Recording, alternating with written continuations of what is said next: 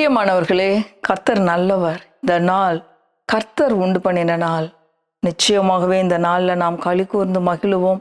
அநேக சத்தியங்களை கர்த்தர் ஒவ்வொரு நாளும் வெளிப்படுத்தி கொண்டு இருக்கிறார். அவர் ரொம்ப ரொம்ப நல்லவர். பிரியமானவர்களே, எனக்கு பிரச்சனை ரொம்ப அதிகமாயிருச்சு. என்னுடைய போராட்டங்கள், குழப்பங்கள் எனக்கு தாங்க முடியல. இதெல்லாம் எப்படி நான் கடந்து வரப்போறேன்னு தெரியல. அப்படியே மலை மாதிரி இருக்கு. இந்த மாதிரி பல வார்த்தைகளை பேசி ரொம்ப காம்ப்ளிகேட்டடா இந்த நாளை தொடங்கியிருக்கீங்களா? பிரியமானவர்களே, கர்த்தர் எவ்வளோ பெரியவர் என்பதை உங்களுக்கு அவர் காட்ட போறாரு. ஒரே ஒரு காரியம், நீங்க அவரை நோக்கி பார்க்கணும், அவரை விசுவாசிக்கணும். உங்க பிரச்சனையை விட அவர் எவ்வளோ பெரியவர் என்பதை நீங்க அறிந்து கொள்ளணும். அதுக்கு மேல கர்த்தர் ரொம்ப ரொம்ப நல்லவர் அப்படிங்கிற அந்த அறிவுக்குள்ள நம்ம வரும் பொழுது நம்மளுடைய பிரச்சனைகளும் போராட்டங்களும் வாழ்க்கையில ஒன்றுமே இல்லாம போயிரும். பாருங்க, இன்றைக்கு பழைய ஏற்பாட்டுல ஒரு இன்சிடென்ட்டை அறிந்து கொள்ளுவோம்.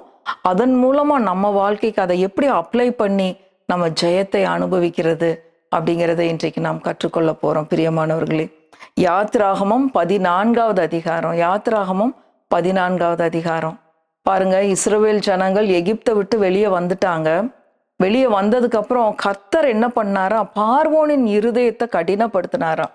உங்க எதிராளிகளுடைய இருதயத்தை ஒரு சில நேரம் உங்களுக்கு எதிராய் எழும்புகிறவர்களுடைய இருதயத்தை கர்த்தர் ஒரு சில நேரங்கள்ல கடினப்படுத்துவார். நீங்க எதிர்பார்த்திருக்கவே மாட்டீங்க. அவங்க உங்களை பார்த்து ரொம்ப ஹார்ஷா பேசுவாங்க.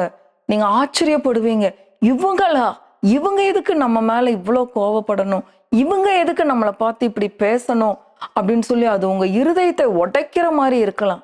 பிரியமானவர்களே, இந்த மாதிரி சூழ்நிலைகள் எல்லாம் எதுக்கு நீங்க கடந்து வர்றீங்க அப்படின்னா, கர்த்தர் எவ்வளோ நல்லவர், அவர் எவ்வளோ பெரியவர்.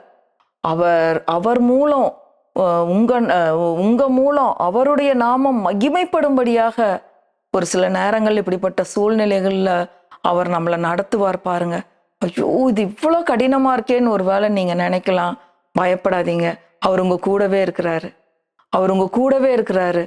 கூடவே இருந்து, பயப்படாதே மகளே, பயப்படாத, கலங்காத, நீங்க இன்றைக்கு நின்று கொண்டு நான் யாருன்றதை நீங்க அறிந்து கொள்ளுங்க அப்படின்னு சொல்லி கர்த்தர் சொல்றாரு. இன்றைக்கும் ஒரு அற்புதமான வாக்கு தத்தத்தை நாம் கற்றுக்கொள்ள போறோம். பாருங்க, இஸ்ரவேல் ஜனங்கள் எகிப்தை விட்டு வெளியே வந்துட்டாங்க. கர்த்தர் பார்வோனுடைய இருதயத்தை கடினப்படுத்தி இந்த இஸ்ரவேலரை தொடரும்படியாக செய்து அவ்வளோ 600 ரதங்களை பூட்டி கொண்டு எகிப்தில் இருக்கிற எல்லா ரதங்களும் புறப்பட்டு போறாங்க இஸ்ரவேல் ஜனங்களை பிடிக்கிறதுக்காக. போயிட்டு இருக்கிறாங்க. இஸ்ரவேல் ஜனங்கள் முன்னாடி போயிட்டு இருக்கிறாங்க. வரும்பொழுது முன்னாடி செங்கடல் வந்துருச்சு. அந்த நேரத்துல என்ன நடந்ததுன்னு நம்ம பார்ப்போம்.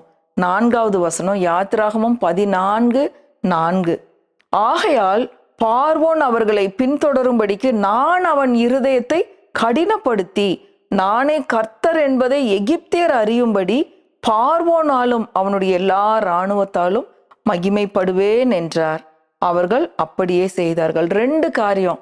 நானே கர்த்தர், அவர்தான் தேவன், அவர் கர்த்தர் என்பதை எகிப்தியர் அறிந்து கொள்ளணும். 2வது காரியம், பார்வோனாலும் அவனுடைய எல்லா இராணுவத்தாலும் நான் மகிமைப்படணும். கர்த்தர் இப்படிதான் செய்வார், இவர் எவ்வளோ பெரியவர்னு பாருங்க அப்படின்னு சொல்லி இந்த 2 காரியத்துக்காக தான் இந்த பார்வோனுடைய இருதயத்தை கர்த்தர் கடினப்படுத்தி இஸ்ரவேல் ஜனங்களை தொடர்ந்து வரும்படி செய்யறாரு. அப்படி தொடர்ந்து வர்றாங்க. இஸ்ரவேல் ஜனங்கள் செங்கடல் முன்னாடி நின்றுட்டு மோசேயை திட்டிட்டு இருக்கிறாங்க. பாருங்க, 12வது வசனம், 11 வாசிக்கிறேன். 11-12. யாத்ராகமம் 14:11-12. அன்றியும் அவர்கள் மோசேயை நோக்கி, எகிப்திலே பிரேத குழிகள் இல்லை என்றா வனாந்தரத்திலே சாகும்படிக்கு எங்களை கொண்டு வந்தீர். நீர் எங்களை எகிப்திலிருந்து புறப்பட பண்ணினதினால் எங்களுக்கு இப்படி செய்தது என்ன? நாங்க இங்க சாகிறதுக்கா மோசே எங்களை கொண்டு வந்தீங்க நீங்க? அடுத்தது பாருங்க, நாங்க எகிப்திலே இருக்கும்போது நாங்கள் எகிப்தியருக்கு வேலை செய்ய எங்களை சும்மா விட்டுவிடும் என்று சொன்னோம் அல்லவா? நாங்கள் வனாந்தரத்திலே சாகிறதை பார்க்கிலும் எகிப்தியருக்கு வேலை செய்கிறது எங்களுக்கு நலமா இருக்குமே என்றார்கள். அவ்வளோ இருதயம் கடினப்பட்டு போச்சு. பார்வோன மாதிரி இஸ்ரவேல் ஜனங்களுக்கும் இருதயம் கடினப்பட்டு மோசே இப்படி திட்டுறாங்க. உடனே மோசே கர்த்தரிடத்துல போறாரு. ஆண்டவரே, இந்த ஜனங்கள் எல்லாம் நானா பத்தேன், இப்படி என்ன பேசுறாங்க அப்படின்னு சொல்லும்போது கர்த்தர் சொல்றாரு, நீ போய் இஸ்ரவேல் ஜனங்களுக்கு சொல்லு, நீங்க புறப்பட்டு போங்க, அவங்களுக்கு சொல்ல, அவங்க இருதயம் பயப்பட வேண்டாம், இன்னைக்கு பார்க்குற இந்த எகிப்தியரை இனி இவங்க ஒருபோதும் காண மாட்டாங்க. நான் அவங்களுக்கு செய்யற ரட்சிப்பை இன்றைக்கு அவங்க பார்ப்பாங்க. இதை நீ போய் சொல்லு, அவங்கள பேசாம இருக்க சொல்லு, அவங்கள சும்மா இருக்க சொல்லு. இந்த யுத்தம் இது உங்களுடையது இல்ல மோசே, இந்த யுத்தத்தை நடத்துகிறவர் நான். அவங்க உங்களுக்கு விரோதமா வரல. பிரச்சனைகளும் போராட்டங்களையும் கொடுக்கறவங்க உங்களுக்கு விரோதமாய் போராடுகிறது இல்ல, அவங்க கர்த்தருக்கு விரோதமாய் போராடி கொண்டிருக்கிறார்கள். நீங்க கர்த்தரை நம்பிக்கொண்டு இருக்கிறதை அவர் அறிவார். அவரை நோக்கி பார்த்து கொண்டு இருக்கிறதை அவர் அறிவார். உங்களுக்கு ரட்சிப்பு அவர்தான். இந்த யுத்தம் அவருடையது. அதனால நீங்க பயப்படாதீங்க. ஒரு மனுஷங்களும் உங்களுக்கு ஒன்றும் செய்ய முடியாது.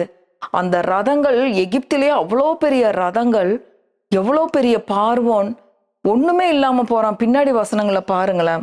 முதல்ல நான் அந்த வாக்கு தத்தத்தை சொல்றேன். 13வது வசனம் பாருங்க. 13, 14 வாசிப்போம். யாத்திராகமம் 14வது அதிகாரம் 13, 14வது வசனங்கள். அப்பொழுது மோசே ஜனங்களை நோக்கி, பயப்படாதிருங்கள், நீங்கள் நின்று கொண்டு இன்றைக்கு கர்த்தர் உங்களுக்கு செய்யும் ரட்சிப்பை பாருங்கள். இன்றைக்கு நீங்கள் காண்கிற எகிப்தியரை இனி என்றைக்கும் காண மாட்டீர்கள். இனி என்னைக்குமே பார்க்க மாட்டீங்க. நான் என்ன காரியத்தை செய்ய போறேன்றத நீங்க பாருங்க அப்படின்னு ஆண்டவர் சவால் விடுறாரு. அடுத்தது 14வது வசனம். கர்த்தர் உங்களுக்காக யுத்தம் பண்ணுவார், நீங்கள் சும்மா இருப்பீர்கள். நீங்கள் சும்மா இருப்பீர்கள். கர்த்தர் உங்களுக்காக யுத்தம் பண்ணுவார். நேத்து பார்த்தோம், யோசபாத் என்ன சொல்றாரு? கர்த்தர் நல்லவர், அவரை துதியுங்கள், அவர் கிருபை என்றும் உள்ளது என்று சொல்லி கொண்டு துதித்து கொண்டே இருந்தாங்க. மகா பெரிய வெற்றியை பார்த்தாங்க. இன்றைக்கு பாருங்க, நீங்க சும்மா இருங்க. இன்றைக்கு கர்த்தர் உங்களுக்கு செய்யற ரட்சிப்பை பாருங்க. நீங்க பயப்படாதீங்க. முதல்ல நீங்க பயப்படாதீங்க, நீங்க சும்மா இருங்க. இந்த யுத்தம் உங்களோடது இல்லை, இது கர்த்தருடையது அப்படின்னு சொல்லி மோசே இஸ்ரவேல் ஜனங்களுக்கு சொல்றாங்க. இவங்க தொடர்ந்து பின்னாடி வர்றாங்க. ஆனா ஆண்டவர் என்ன பண்றாருன்னா, இந்த மாதிரி நேரங்கள்ல அப்படியே சிச்சுவேஷன் டோட்டல் ரொம்ப கடினமான நேரமா இருக்கு. நீங்க ஆண்டவரே அவ்வளவுதான், இனி நாங்க முடிஞ்சு போனோம்னு நினைக்கிற நேரத்துல ஆண்டவர் ஒரு காரியத்தை பண்ணுவார் பாருங்க. பயங்கரமான காரியத்தை பண்ணி விட்டுருவாரு. இன்னைக்கு இஸ்ரவேல் ஜனங்களுக்கு அன்றைக்கு அதை தான் பண்ணாங்க. என்ன பண்ணாருன்னா, பலத்த ஒரு கீழ்காற்றை அனுப்பிட்டாரு. அந்த கீழ்காற்று என்ன பண்ணுச்சுன்னா, முன்னாடி இருக்கிற செங்கடல் ஒதுங்கும்படி செஞ்சிருச்சு. செஞ்சு அந்த செங்கடல் ஒரு மதில போல 2 பக்கம் நின்றுச்சு. எந்த செங்கடல் இந்த இஸ்ரவேல் ஜனங்களுக்கு பிரச்சனையா இருந்துச்சோ அது மதில போல நின்று, உலர்ந்த தரை வழியாய், வெட்டாந்தரை வழியாய் இஸ்ரவேல் ஜனங்கள் எல்லாரும் கடந்து அந்த பக்கமா போயிட்டாங்க. அதே மாதிரி நம்மளும் கடந்துருவோம்னு சொல்லிட்டு எகிப்தியர் எல்லாம் வர்றாங்க. ஆண்டவர் என்ன பண்ணிட்டாருன்னா, 2 காரியத்தை பண்ணாரு. ஒண்ணு கீழ்காற்று அனுப்புனாரு, இன்னொன்னு அவங்க துணிஞ்சு எகிப்தியர்கள் பின்னாடி வரும்போது அவங்களுடைய ரதங்கள் இருந்த சக்கரங்கள் எல்லாம் கலலவும், அவங்களுடைய அந்த ரதங்கள் எல்லாம் அப்படியே சுக்கு நூறா ஒன்றும் இல்லாம அது அப்படியே போயிருச்சு பாருங்களேன். 25வது வசனம், யாத்திராகமம் 14:25. அவர்களுடைய ரதங்களில் இருந்து உருளைகள் கலலவும் அவர்கள் தங்கள் ரதங்களை வருத்தத்தோட நடத்தவும் பண்ணினார். அப்பொழுது எகிப்தியர் இஸ்ரவேலரை விட்டு ஓடிப்போவோம், கர்த்தர் அவர்களுக்கு துணை நின்று எகிப்தியருக்கு விரோதமாய் யுத்தம் பண்ணுகிறார் என்றார்கள். ஹல்லேலூயா. கர்த்தர் அவர்களுக்கு துணை நின்று என்ன பண்ணிட்டாரு? சக்கரங்கள் எல்லாம் கழட்டி விட்டாரு. ரொம்ப வருத்தத்தோட அவங்க அந்த ரதங்களை ஓட்டுறாங்க. அவங்களால ஓட்ட முடியல. அப்படியும் பின்னாடி செங்கடல்ல மிதிக்கிறாங்க.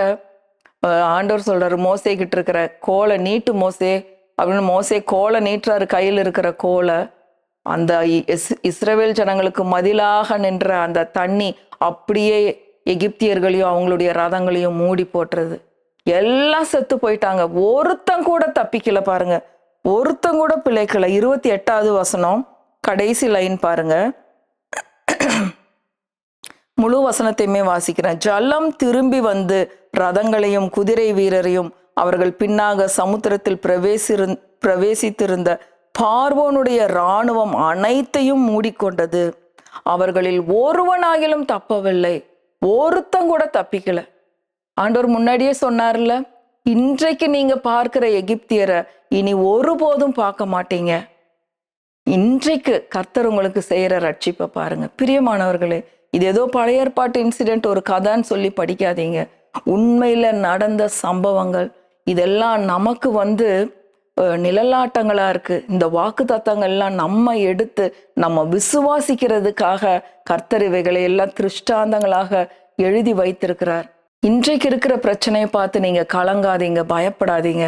கர்த்தர் உங்களுக்கு செய்யற ரட்சிப்பை நீங்க பொறுத்திருந்து பாருங்க. அவர் உங்களோடு கூட இருக்கிறார். உங்கள் எதிராளிகளுடைய எல்லா சக்கரங்களும் கலண்டு போகவும், அவங்க தங்களுடைய ரதங்களை எல்லாம் வருத்தத்தோடையும் நடத்த பண்ணுகிற தேவன். ஏன்னா அவரை நம்பி நிக்கிற பிள்ளைங்களை அவர் கைவிடாத தேவன், அவர் உண்மையுள்ள தேவன், சொன்ன சொல் தவறாதவர். இன்றைக்கு நீங்க காண்கிற எகிப்தியரை இனி ஒருபோதும் காண மாட்டீர்கள்னா, ஒருபோதும் அவங்க பார்க்காதபடி கடல் அவங்களை அப்படியே மூடி போட்டது.